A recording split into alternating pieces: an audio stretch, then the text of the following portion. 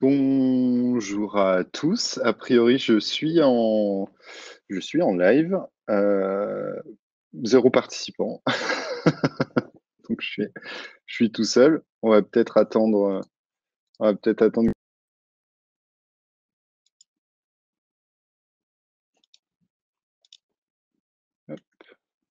Ah, 15 participants, pardon. J'ai eu un petit bug de plateforme. Merci Christelle.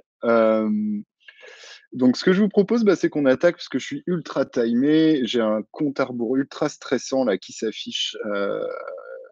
Donc, je vais vous partager mon écran. J'espère que tout va fonctionner. C'est un petit peu nouveau pour moi. Vous devez voir tout mon écran. Je masque tout ça. Ah, c'est gentil. Alors vraiment, ça me fait super plaisir là, les petits retours dans les questions pour me sentir un peu moins seul. Hop. Ce que je vais faire, c'est que on a le partage d'écran. Hop. J'affiche les questions sur mon téléphone, comme ça je vois quand vous me, je vois quand vous me parlez. Euh, donc, je vais me présenter. Moi, c'est Mathieu Montebianco. Je travaille à l'agence Gardeners comme UX designer déjà depuis à peu près 6 ans. Moi, mon rôle, c'est vraiment d'accompagner nos clients, les organisations, pour booster leur performance et surtout bien prendre en compte les utilisateurs pour répondre à leurs demandes et aussi répondre aux demandes du business, tout simplement. Donc aujourd'hui, le sujet de la conférence, qui est principalement un retour d'expérience, hein, c'est vraiment du partage. Euh, c'est comment on a accompagné donc une marque plutôt de cosmétiques grand public pour les pros et aussi pour les étudiants. Comment on les accompagne dans un process d'amélioration continue, toujours pour objectif vraiment de booster les performances et d'être vraiment à l'écoute du terrain. Et la petite baseline à côté, c'est aussi pour dire voilà, c'est aussi comment on évite des refontes qui parfois sont pas nécessaires. Alors, je viens de voir qu'il y a un confrère que c'était leur sujet de leur conférence, mais je pense que l'approche est un petit peu différente. Donc, alors, qu'est-ce qui se passe? Bonjour, Impoxy d'accès à l'écran, je reste bloqué sur l'image. Leg virtuel, merci par avance. Alors, ouais, je suis désolé, je sais pas quoi répondre à ça, Sabrina. Euh, J'espère que tout le monde m'entend et voit mon écran. Donc voilà. Donc avant, là, bon, on a eu débat en interne. Est-ce qu'on met d'abord les slides relous au début ou à la fin? Bon, moi, je suis plutôt pour donner du contexte, donc je les ai mis au début. Il y en a que deux. Mais comme je disais, c'est vraiment pour donner un petit peu de contexte. Moi, mon travail aussi, c'est d'appliquer notamment les méthodologies de design thinking pour nos clients et pour tout un tas de choses. Euh, donc là, je vais juste voilà, poser un petit peu le cadre rapidement pour vous montrer comment on a appliqué les méthodologies du design thinking dans le cadre de l'amélioration continue d'un site internet, hein, d'un site e-commerce. Et donc, petit spoiler, l'idée, c'est de faire travailler principalement nos utilisateurs, bon, même si on travaille un peu. Pour ceux qui ne suivaient pas au fond ou qui n'ont jamais entendu parler, les design thinking, c'est aussi principalement, au-delà d'une méthodologie, c'est un état d'esprit qui demande d'être empathique, de toujours être clair, de vraiment pas hésiter à expérimenter, être conscient du processus que je vous montre juste après, et tout ça dans un environnement, on va dire, qui est très orienté autour de la collaboration et l'action. Et là, le sujet que je vous présenterai illustre bien ça. Et ça, c'est la frise un petit peu générale du design thinking, le process, on va dire, pour faire simple, global, qui dit qu'on comprend les utilisateurs, on les observe, on analyse tout ça et on redéfinit nos problématiques. On explore avec plein d'idées d'amélioration. On prototype, on teste et après on livre. Voilà. Donc, en fait, j'ai menti, il y a 3 slides de méthodo. Donc, cette méthodo-là, qui est un peu, voilà, dont vous avez potentiellement déjà entendu parler, ici, je vous présente en fait vraiment comment on travaille, en l'occurrence avec Peggy Sage, je le dis juste après, j'aurais peut-être dû le dire avant, pour ce processus d'amélioration continue. Ça commence en fait là. C'est une boucle, hein. comme je le montrais dans la méthodologie de design thinking, l'idée, c'est vraiment de comprendre les utilisateurs. Donc, le point de départ, c'est toujours un petit peu les utilisateurs, qui y sont, qu'est-ce qu'ils font sur le site, les différents retours, le terrain, de quoi est-ce qu'ils ont besoin. Euh, on va dire, je l'ai mis là, mais en même temps, un petit peu en parallèle, il y a forcément des inputs qui viennent du business, des demandes ou des enjeux, des challenges de conversion, de nouveaux produits, de nouveaux marchés, par exemple, qui viennent aussi alimenter cette phase d'amélioration continue. Après, on va rentrer dans une boucle avec toutes ces données-là qu'on analyse de notre côté. On va définir des grands challenges ou des hypothèses de solutions pour répondre aux problématiques terrain ou business. On travaille ensemble avec le client. On fait bien sûr un apport, mais l'idée, c'est vraiment de travailler ensemble pour poser des hypothèses de solutions. On décide des chantiers. Qu'est-ce qu'on va prioriser, qu'est-ce qu'on va tester, qu'est-ce qu'on va prototyper. Donc ça, c'est l'étape d'après. Et ensuite, on prototype, on teste. Donc on fait de la conception, de l'A/B test, parfois des tests utilisateurs quand on est sur des gros chantiers. On met en ligne, enfin, on analyse les résultats des tests et on met en ligne et on mesure le suivi de performance et tout ça dans une boucle voilà, à titre d'exemple qui dure avec notre client, c'est des boucles d'un mois. Donc, on fait des points réguliers, comme ça, on fait des boucles pendant un mois. Donc, péguissage, je l'ai dit juste avant, c'est le cas que je veux vous présenter là. Donc, fini les slides de méthodo. Là, on rentre vraiment dans le gras.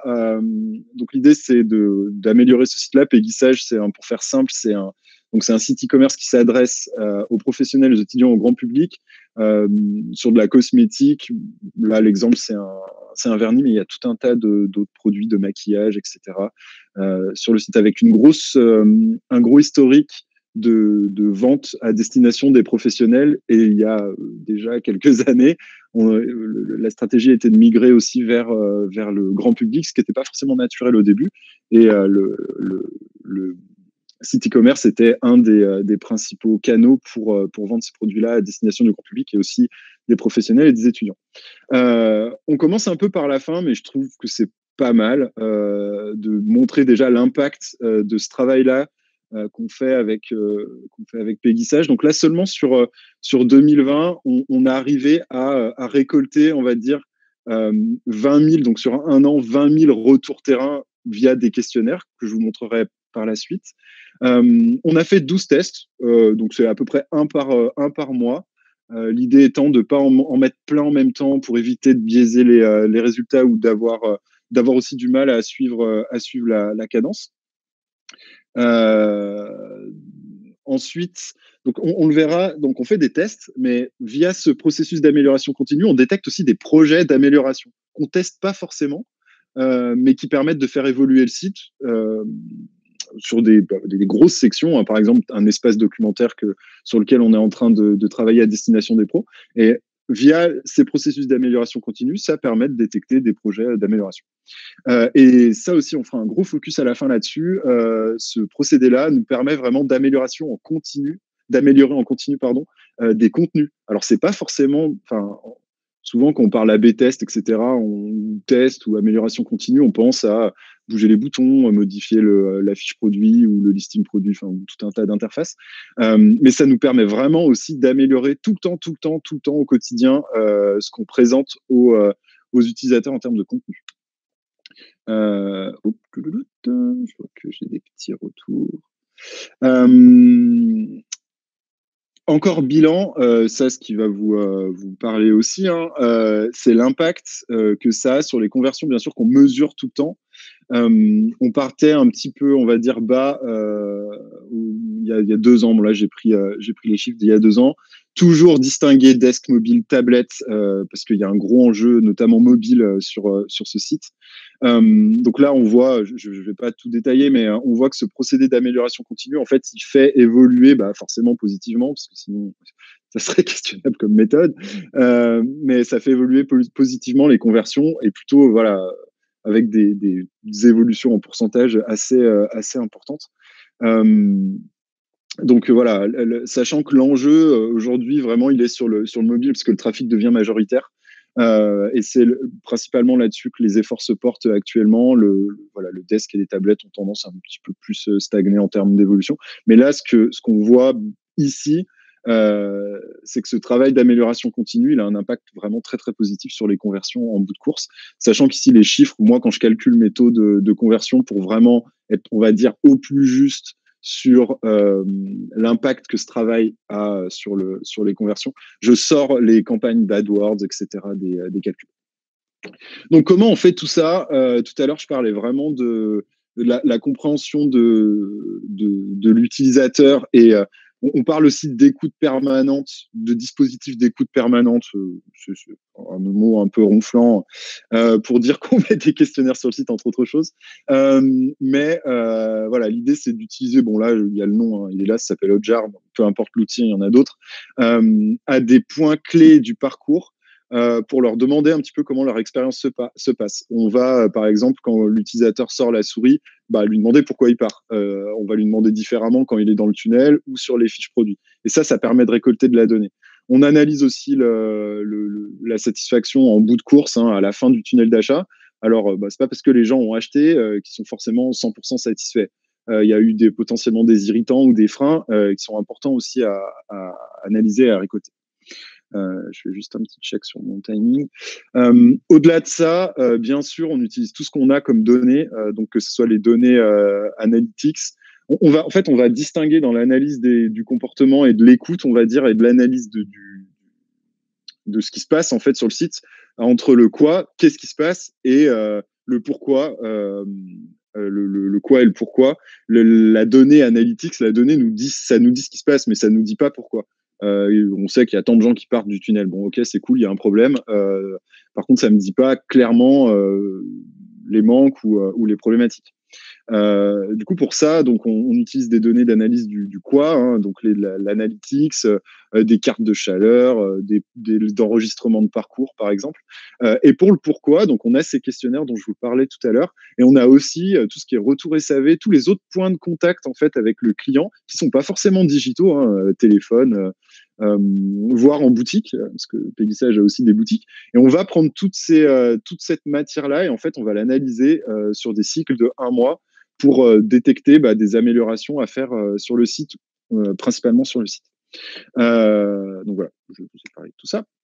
Bon, là, je passe rapidement. De toute façon, on vous met la présentation à disposition. Mais si vous voulez aussi vous engager un petit peu là-dedans, commencer à tâter le terrain, ici, il y a des exemples. Dans ma presse, il y a des exemples de questions que vous pouvez poser parce que c'est parfois un peu compliqué de commencer à blanc.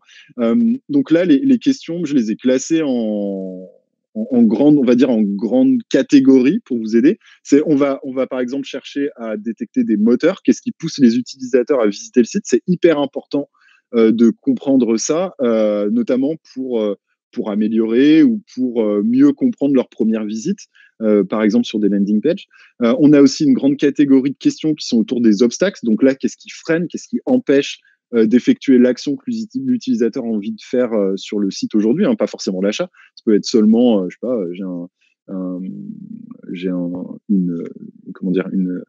quelque chose qui me permet de faire du vernis permanent. Donc, il y a un objet électrique avec potentiellement une notice. Et je veux peut-être avoir la notice. Et où est-ce qu'elle est? Comment je vais la trouver?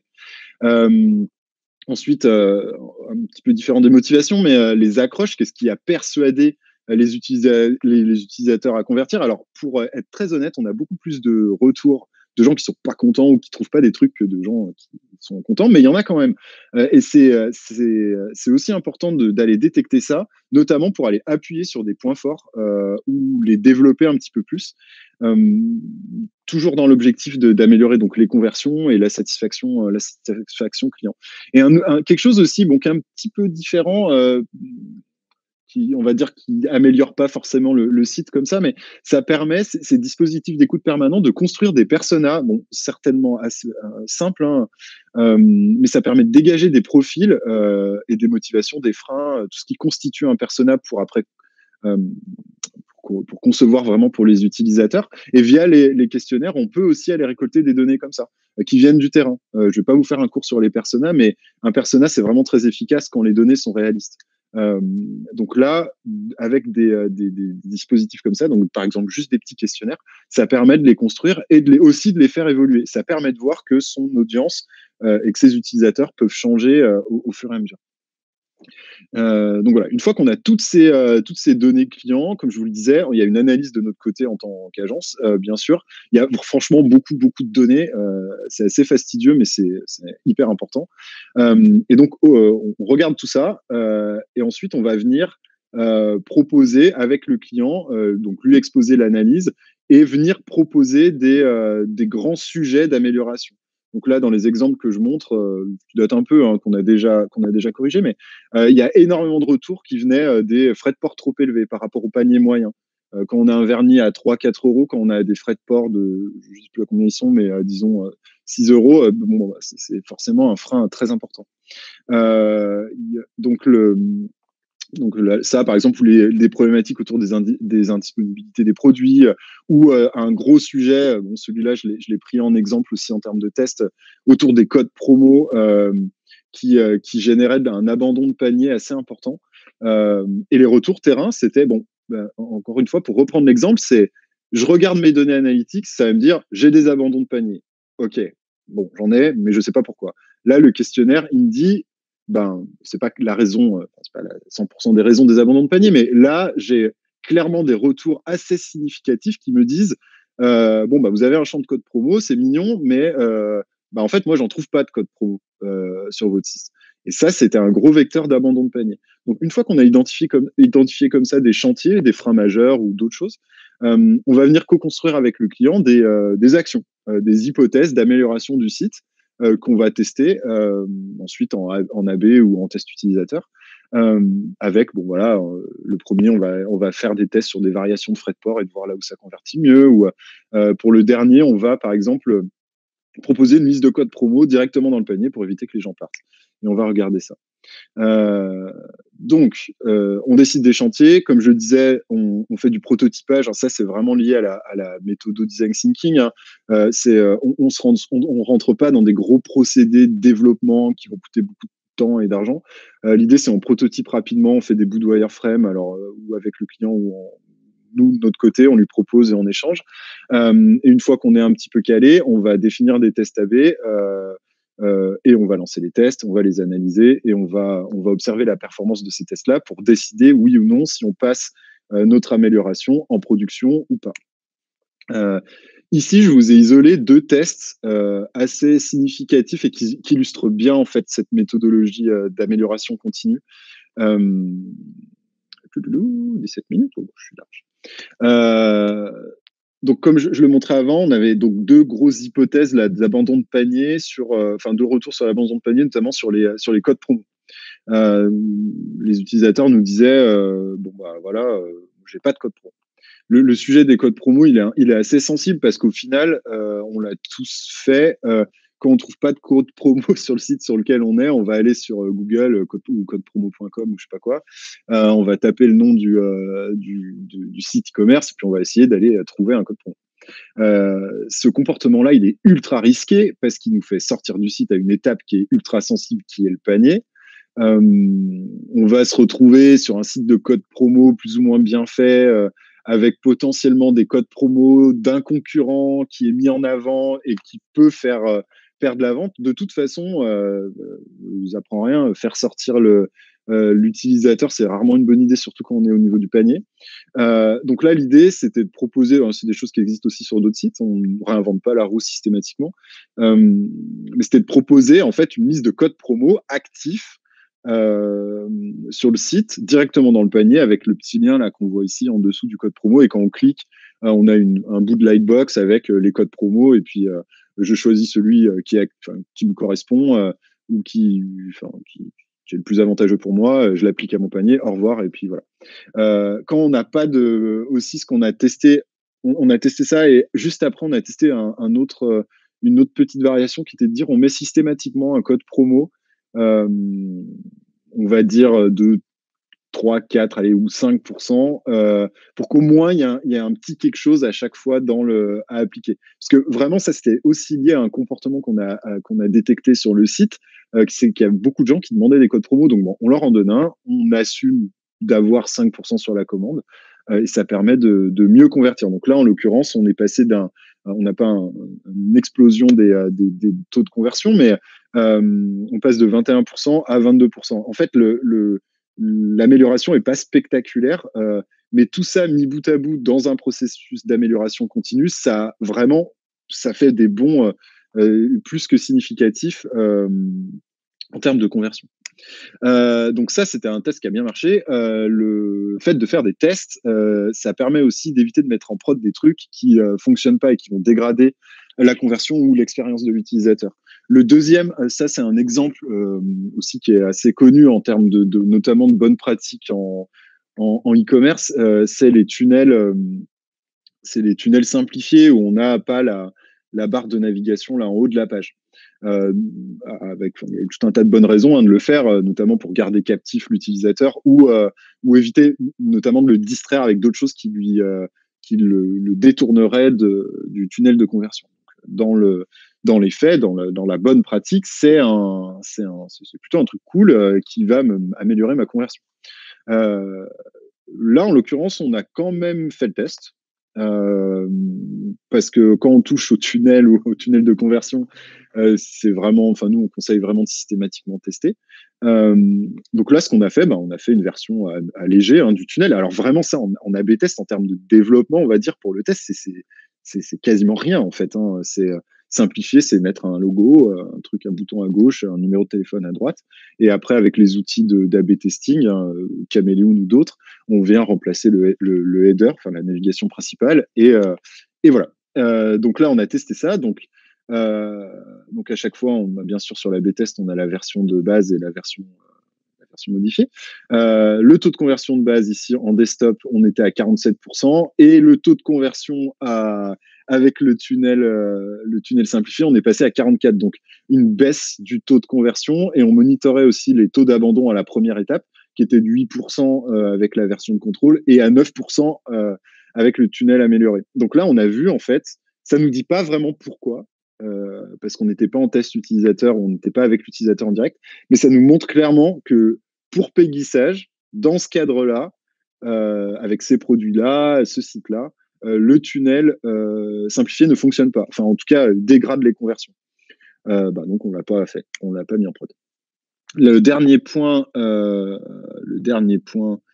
que je voulais aussi partager avec vous, c'est ce que je disais au début de la présentation, c'est que là, je vous ai montré des exemples, somme toute assez classiques, de modification de tunnels, etc. Mais ça nous permet aussi au quotidien vraiment d'améliorer les contenus. Sur les petits questionnaires, parfois les gens nous disent que ils nous demandent, je sais pas, par exemple des dimensions ou comment on enlève un vernis semi-permanent, ou quelle est la composition du produit, ou combien il y a un temps de pause pour tel top coat ou tel vernis, etc. Ça veut dire une chose, c'est qu'au final, si les utilisateurs ne trouvent pas l'info, alors c'est où elle est très très mal placée, ou alors tout simplement elle n'y est pas. Et d'écouter en permanence ça permet d'améliorer les fiches produits, comme je le donnais en exemple, donc en rajoutant des informations. Ça permet aussi d'alimenter des FAQ, alors des FAQ générales ou propres à un produit, par exemple. Ça permet de créer du contenu aussi, donc de créer des tutoriels, de pause là dans cet exemple-là avec Peggy Sage, ou d'utilisation d'un produit, ou ce genre de choses, qu'on va bien sûr lier aux fiches produits et mailler correctement dans le site. Ça permet aussi d'améliorer le moteur de recherche. Ça, c'est vraiment un truc assez puissant qu'on a détecté. Au-delà de l'analyse des mots-clés tapés dans le moteur de recherche, le retour des utilisateurs, on a parfois des retours moi je cherchais tel produit, je ne l'ai pas trouvé. Mais c'est pas tel produit avec telle référence. Ça, c'est la version facile. Et puis, s'il ne trouve pas une référence, c'est qu'il y a un bug. Mais par contre, c'est une formulation d'un besoin. Par exemple, je veux un fond de teint pour une pommade non irritante. Enfin, non irritant.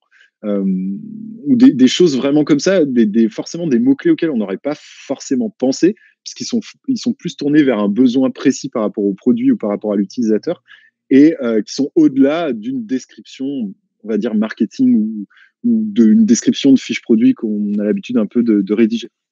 Donc ça permet d'intégrer notamment des mots-clés dans les fiches produits et qui vont remonter dans le moteur de recherche interne et qui vont permettre aux utilisateurs de mieux trouver leurs produits. On a aussi deux petits points sur lesquels qui sont aussi importants. C'est ça nous permet de monitorer aussi la perception prix de certains produits. En fait, on voit sur certaines fiches produits des retours, on va dire, au-delà de la moyenne sur oh là là, ce produit il est trop cher. Oh là là, ce produit il est trop cher, c'est pour ça que je l'achète pas.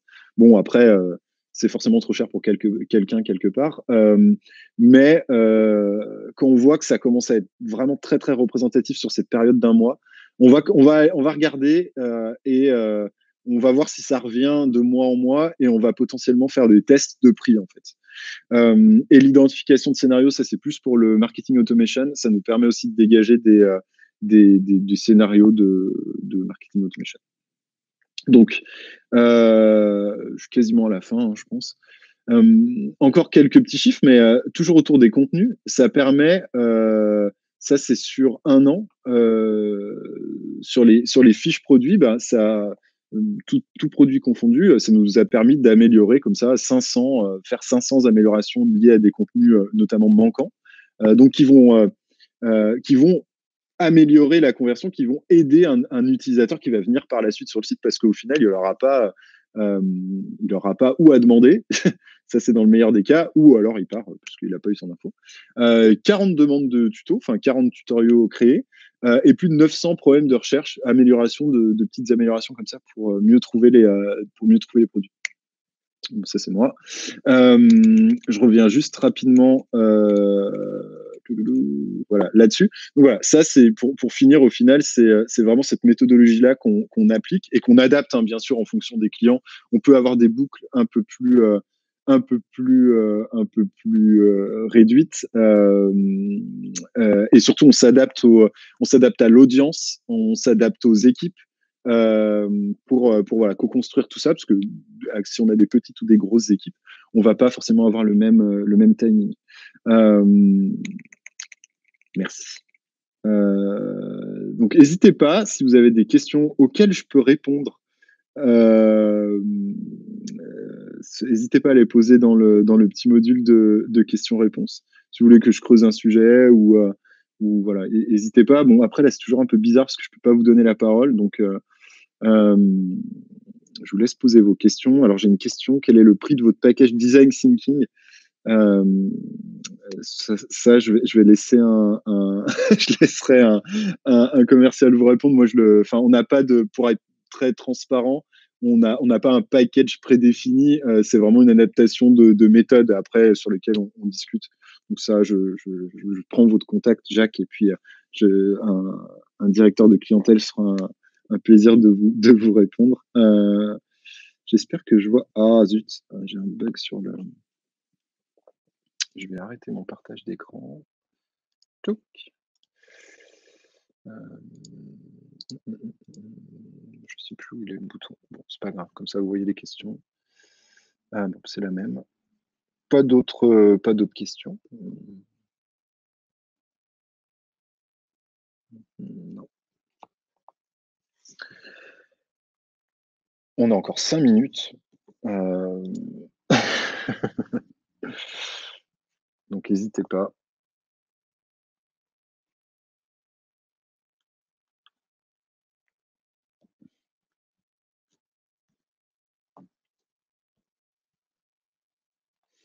Après, qu'est-ce que je peux vous dire d'autre sinon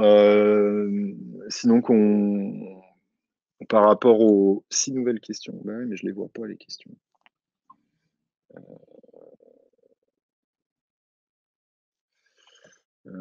Alors attendez, parce que du coup, on me dit que j'ai 6 nouvelles questions. Non. Oui, peut-être juste aussi préciser que vraiment dans l'approche notamment des tests, hein, et de tout ce qui est prototypage, on... Ah bah si, bah tiens, j'ai une question. Quels obstacles étaient les plus fréquents? Alors, Hugo, ouais, je vois ta question. Je vois votre question, pardon. J'ai une fâcheuse tendance à tutoyer tout le monde. On parle bien sur le site, hein, les retours des utilisateurs. Je veux juste un petit oui là, si c'est bien ça. parce qu'en fait, des obstacles vraiment pour la démarche, on peut en avoir aussi du côté client, mais je vais faire comme si c'était par rapport au site e-commerce et les retours utilisateurs. Vraiment, les frais de port, c'est quasiment, enfin, ça revient tout le temps, tout le temps, tout le temps, tout le temps. Euh, on a vraiment le manque d'infos, c'est pour ça que j'ai vraiment, ok, ouais, cool. C'est pour ça que je me suis permis de faire un focus là-dessus, mais le manque d'infos, c'est tellement sous-estimé sur les sites e-commerce, enfin, le manque de contenu dans les fiches produits. Alors là, dans cet exemple-là, j'ai mis des exemples où c'est sur, par exemple, la pose ou l'utilisation du produit pour se projeter dans l'utilisation. Après, vraiment dans ce cadre-là, par rapport à ces produits-là, il y a une grosse problématique, mais qui est très, très compliquée à régler. C'est le rendu des couleurs de vernis, par exemple. Bon, bah, je suppose que Hugo, je sais pas, peut-être que vous commandez des vernis et que c'est votre problématique, mais c'est vraiment très compliqué de se rendre compte de la couleur que le vernis va donner. Et ça, c'était vraiment un gros frein, un obstacle à l'achat. C'est de se dire, bah ouais, mais je sais pas trop à quoi ça va ressembler. Alors, pour le coup, les équipes de Pégissage, elles ont fait un énorme effort sur des prises de vue, sur des photos de rendu de vernis, de pose réelle, et pas seulement un plaquage de couleurs pour économiser en fait sur la génération de visuels. Donc c'était vraiment la couleur, mais enfin, je vous apprends rien entre un écran d'iPhone, un écran d'iPod, de n'importe quel écran, le rendu couleur il sera complètement différent. Donc il y a quand même des pistes, il y a quand même des tests qu'on effectue pour lever ces freins-là, notamment avec de l'échantillon ou de réorienter vers aussi les boutiques pour potentiellement, enfin ça aussi, raisonnement un petit peu plus long terme, c'est de dire, ok, on va peut-être pas faire la vente sur le site aujourd'hui, on va la faire dans la boutique, ça reste quand même dans la marque, ça reste aussi un objectif en soi. Euh, mais on mise aussi sur le fait que la personne a pu tester la couleur du vernis en boutique, elle est rassurée, et les futures ventes, elles se feront potentiellement sur le site. Donc, ouais, obstacle, ça contenu. Je vous dis vraiment les codes promo, c'est pour ça que c'est un des premiers tests qu'on a effectué, parce que c'était quelque chose qui revenait très, très, très souvent. Et quelque chose qu'on est en train de régler aussi, c'est euh, le module de Colissimo